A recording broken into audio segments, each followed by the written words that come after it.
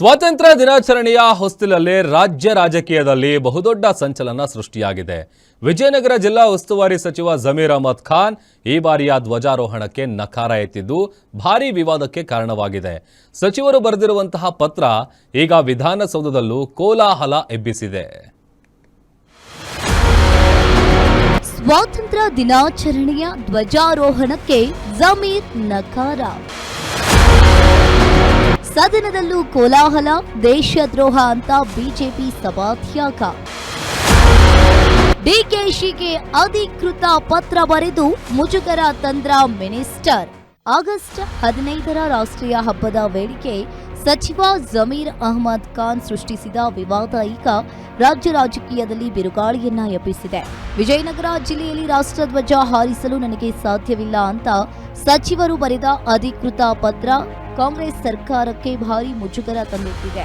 ರಾಷ್ಟ್ರ ಧ್ವಜಾರೋಹಣಕ್ಕಿಂತ ರಾಜಕೀಯ ಲೆಕ್ಕಾಚಾರವೇ ದೊಡ್ಡದಾಯಿತೆ ಅಂತ ಬಿಜೆಪಿ ಮುಗಿಬಿದ್ದಿದ್ದು ವಿಧಾನಸೌಧದಲ್ಲಿ ಆಡಳಿತ ಮತ್ತು ವಿಪಕ್ಷಗಳ ನಡುವೆ ವಾಕ್ಸಮರ ಉಂಟಾಗಿದೆ. ಒಬ್ಬ ಸಚಿವನಿಗೆ ಪ್ರೌಢ ನಾನು ಜಿಲ್ಲಾ ಸ್ವಾತಂತ್ರ್ಯೋತ್ಸವದಲ್ಲಿ ಭಾಗವಹಿಸ್ತೀನಿ ಅನ್ನುವಂಥದ್ದು ಒಂದು ಗೌರವದ ಸಂಕೇತ. ನನಗೆ ಸಮಯದ ಅವಕಾಶ ಇಲ್ಲ, ನಂಗೆ ಕೊಡಿ, ಚೇಂಜ್ ಮಾಡಿ ಅಂತ ಹೇಳ್ತೀರಿ ಅಂತಂದ್ರೆ ಅಂತ ಸಮಯನೇ ಇಲ್ಲ ಅಂದ್ಮೇಲೆ ಆ ಸಚಿವನ ಯಾಕೆ ಇಟ್ಕೊಳ್ತೀರಿ ನೀವು? ಸಚಿವ ಸ್ಥಾನ ತಗೊಂಡಿರುವಂತವ್ರು ಒಂದು ಜಿಲ್ಲಾ ಉಸ್ತುವಾರಿ ಸಚಿವರನ್ನಾಗಿ ಅವ್ರು ಮಾಡಿದಾಗ ಸ್ವಾತಂತ್ರ್ಯ ದಿನದ ಅಂಗವಾಗಿ ಧ್ವಜಾರೋಹಣ ಮಾಡ್ಲಿಕ್ಕೆ ಅವರಿಗೆ ಸಮಯ ಇಲ್ಲ ಅಂತಂದ್ರೆ ಇದು ಯಾವ ರೀತಿ ನಡವಳಿಕೆ ನೀವೇ ಸಮರ್ಥಿಸ್ಕೊಳಕ್ಕಾಗತ್ತಾ? ಸ್ವಾತಂತ್ರ್ಯ ದಿನದಂದು ರಾಷ್ಟ್ರಧ್ವಜ ಹಾರಿಸಲು ಸಮಯವಿಲ್ಲ ಅಂದ್ರೆ ಹೇಗೆ? ವಿಧಾನಸೌಧದಲ್ಲಿ ಪಾಕಿಸ್ತಾನದ ಪರ ಘೋಷಣೆಯನ್ನ ಕೂಗಿದಾಗ ಮೌನವಾಗಿದ್ದ ಸರ್ಕಾರ ಈಗ ಸಚಿವರು ಧ್ವಜಾರೋಹಣ ಮಾಡಲ್ಲ ಎಂದಾಗಲೂ ಸಮರ್ಥನೆ ಮಾಡಿಕೊಳ್ತಾ ಇದೆ. ಈ ರೀತಿ ಭಾರತೀಯ ನಾದವನ್ನು ನಡೆದುಕೊಳ್ಳಲು ಸಾಧ್ಯವೇ ಇಲ್ಲ. ಇದು ದೇಶಕ್ಕೆ ಮತ್ತು ರಾಜ್ಯಕ್ಕೆ ಮಾಡಿದ ಘೋರ ಅವಮಾನ ಅಂತ ಬಿಜೆಪಿ ಪಡೆ ಗುಡುಕಿದೆ. ಒಬ್ಬ ಸಚಿವ ರಾಷ್ಟ್ರಧ್ವಜವನ್ನು ಹಾರಿಸ್ಲಿಕ್ಕೆ ನಾನು ಹೋಗಲ್ಲ ಅಂತಂದ್ರೆ ಮಾತಾಡ್ತೀರಿ ಅಂತಂದ್ರೆ ಇದನ್ನ ಸಮರ್ಥನೆ ಮಾಡ್ಕೋಬೇಡಿ ನೀವು.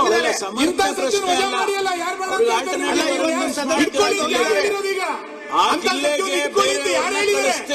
ಆ ಸಚಿವನ ಇಟ್ಕೊಳ್ಳಿ, ಜಿಲ್ಲೆಗೆ ಬೇರೆಯವ್ರನ್ನ ಕಳಿಸ್ತೀವಿ. ಜಿಲ್ಲೆ ಬೇರೆ ಸರ್, ನೀವು ಉಸ್ತುವಾರಿ ಸಚಿವರನ್ನ ಚೇಂಜ್ ಮಾಡಬೇಕು ಒಂದು ವಾದ ಇಲ್ಲ.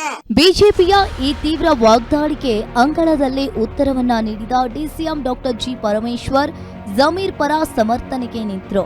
ಆರೋಗ್ಯ ಸರಿಯಿಲ್ಲದ ಕಾರಣ ಜಮೀರ್ ಅವರು ಹೋಗಲು ಸಾಧ್ಯವಾಗ್ತಿಲ್ಲ, ಇದನ್ನ ವಿರೋಧಿಸುವುದು ಸರಿಯಲ್ಲ ಅಂತ ಹೇಳಿದ್ರು. ಆದರೆ ಸರ್ಕಾರದ ಈ ಉತ್ತರಕ್ಕೆ ತೃಪ್ತರಾಗದ ಬಿಜೆಪಿ ಸದಸ್ಯರು ಇಂತಹ ದೇಶ ವಿರೋಧಿ ನಡೆಗೆ ಸಮರ್ಥನೆ ಬೇಡ ಅಂತ ಘೋಷಣೆಯನ್ನ ಕೂಗಿ ಸಭಾತ್ಯಾಗವನ್ನ ಮಾಡಿದ್ದಾರೆ.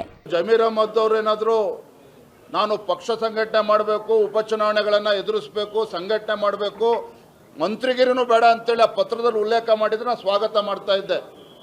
ನನಗೆ ಪ್ರಾಫಿಟಬಿಲಿಟಿ ಬೇಕು, ಅಕೌಂಟಬಿಲಿಟಿ ಬೇಡ ಅಂತ ಹೇಳಿದ್ರೆ ತ್ರಿವರ್ಣ ಧ್ವಜ ಹಾರಿಸ್ತಕ್ಕಂಥದ್ದು ಇದು ನಿಮ್ಮ ಕರ್ತವ್ಯ. ಸಚಿವರಾಗಿ ಜನಪ್ರತಿನಿಧಿಗೆ, ಶಾಸಕರಿಗೆ, ಮಂತ್ರಿಗಳಿಗೆ ಅದು ಒಂದು ಕರ್ತವ್ಯ. It's not an optional.